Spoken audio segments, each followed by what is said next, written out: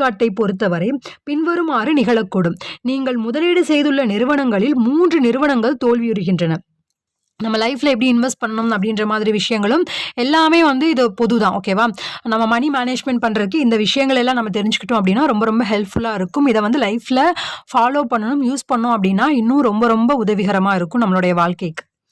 Okay, நீங்கள் எடுத்துக்காட்டாக சொல்றாங்க. ஓகேவா? நீங்கள் $300 இழக்கிறீர்கள். வேறு 3 நிறுவனங்களின் மதிப்பு குறைகிறது. நீங்கள் இன்னொரு 100 அல்லது $200 இழக்கிறீர்கள். வேறு 3 நிறுவனங்களின் மதிப்பு அதிகரிக்கிறது. ஓகேவா?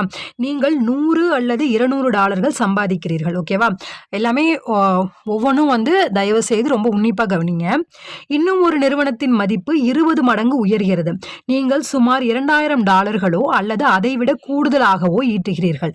மீதி இருக்கும் 3 நிறுவனங்களும் திவாலாகி விட்டாலும் கூட மொத்தத்தில் நீங்கள் லாபம் சம்பாதித்திருப்பீர்கள்.